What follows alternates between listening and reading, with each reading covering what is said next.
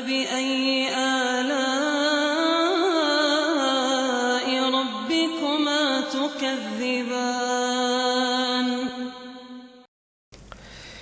Setelah itu penulis rahimahullahu ta'ala berpindah menjelaskan definisi hadits hasan.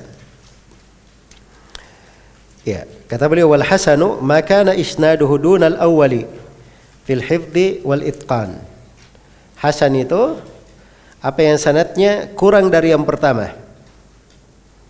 Kurang dari yang pertama dalam hifdz dan itqan. Dalam hafalan dan apa? Itqan. Baik.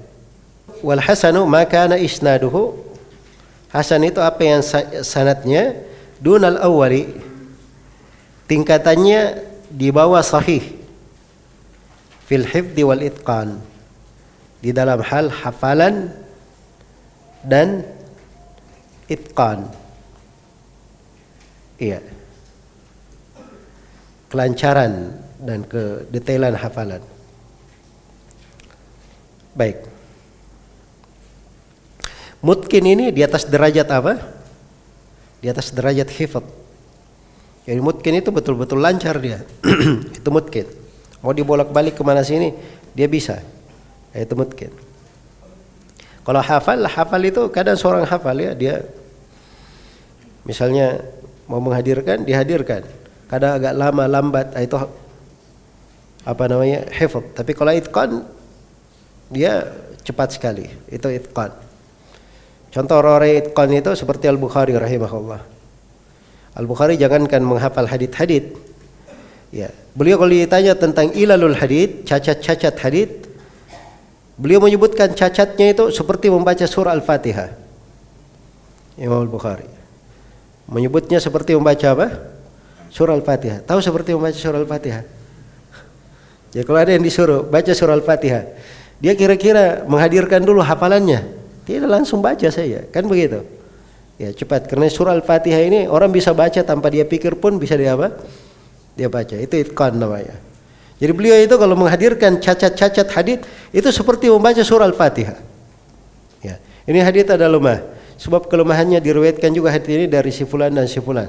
Ada letak permasalahannya pada si fulan. Yang meriwayatkan dari dia ada 9 orang. Orang yang pertama melalui jalur ini menceritakan kepada saya fulan dia bawakan. Yang kedua melalui jalur ini dia bacakan seperti surah Al-Fatihah. Jelasnya? Nah, itu apa namanya keahlian mereka dalam mengurai. Baik. Jadi sanadnya kurang dari yang pertama. Ini pentingnya ya seorang belajar ilmu hadits itu. Biasanya kalau dia banyak menyelami rawi-rawi, bagaimana para ulama menghafal itqan, nanti dari situ dia bisa dapat metode menghafal itu bagaimana, cara menghafal itu bagaimana. Walaupun dia tidak bisa menghafal seperti para imam itu, tapi paling tidak dia ada belajar bagaimana metode menghafal. Baik, jadi hadits hasan itu didefinisikan mudah. Ya. Bedanya dengan hadits sahih, dia hanya di bawah hadits sahih dalam hal apa? Hafalan dan itqan. Hanya diukur dari sisi dhabatnya saja. Kan kalau kita berbicara tentang hafalan dan itqan, itu terkait dengan syarat yang keberapa tadi? Baik, saya refresh lagi. Hadits sahih ada berapa syarat? 5 syarat. Yang pertama adalah terruah. Yang kedua, yang pertama ittisalus sanad. Yang kedua adalah terruah. Yang ketiga dhabtur ruah. Yang keempat ada masyhudud, yang kelima ada muallal. Jadi 5. Nah, sekarang dari 5 syarat ini bedanya di mana? Di syarat yang ketiga. Kalau ini kan doktor ruah, tamud dhabat kalau sahih. Ya. Kalau hasan dia di bawahnya. Qasirud dhabat atau naqis dhabatnya. Iya. Tapi haditsnya diterima juga. Haditsnya diterima juga. Jelas ya? Misalnya bagaimana menghitung dhabat itu? Misalnya rawi punya 100 hadits. Dari 100 haditsnya dia tidak ada keliru. Wah, ini tingkatan paling full ini. Jelas ya? Ada dia keliru 5. Ini masih dibilang dhabat. Keliru 5 itu biasa. Jelas ya? Ada yang dia keliru 30. Ini masih dominasi 70 kan masih mendominasi, haditsnya benar. Maka ini mungkin bisa dihasankan. Ini yang dikatakan dhabatnya kurang. Jelas ya?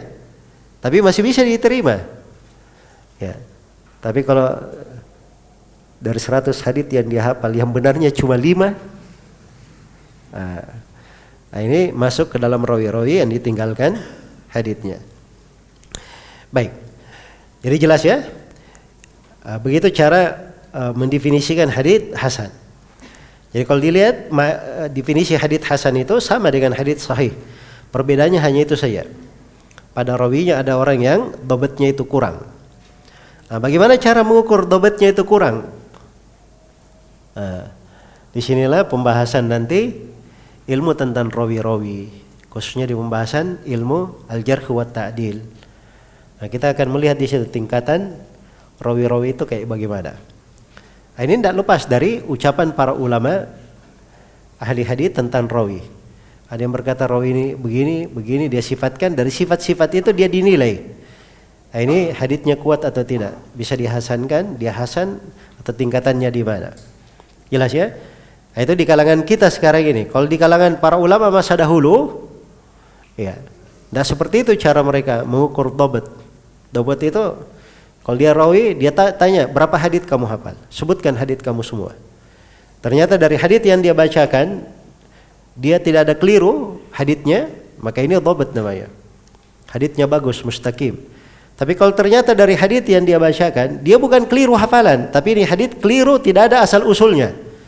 Ya, misalnya dari riwayat. Ini berarti dia tidak tahu siapa yang masukkan kepadanya, dari mana dia dapatkan. Ini kan cacat-cacat. Dari situ para ulama menilai orang ini bagaimana kedudukannya. Itu di masa dahulu. Ya, kan kalau yang seperti ini kita nggak bisa lagi di masa sekarang. Ya, kita tidak hidup dengan rawi-rawi itu secara langsung. Ya, banyak dari buku hadits tidak sampai kepada kita. Kan begitu. Beda dengan para imam itu, mereka hafal hadits setiap rawi. Ya. Kadang tidak ada bukunya, tapi hadits rawi ini dia hafal semua. Jelas ya? Dia hafal semua. Baik. Maka ketika muncul keadaan yang seperti ini, berlalu dari masa ke masa, itu yang merupakan bekal kita adalah ucapan para a'imma al-jarh wa ta'dil di pembahasan. Bagaimana ulama berbicara? Masuk misalnya kepada rawi si fulan. Wah, ini Imam Ahmad berkomentar begini, Ibnu Ma'in berkomentar begini, Al-Bukhari berkomentar begini, Ibnul Madini berkomentar begini misalnya. Nah, ini dari komentar para ulama ini, disitulah nanti dinilai dia kedudukannya di mana. Jelas ya? Baik. Ini gambaran-gambaran ringkas untuk hadits sahih dan hadits hasan. Iya.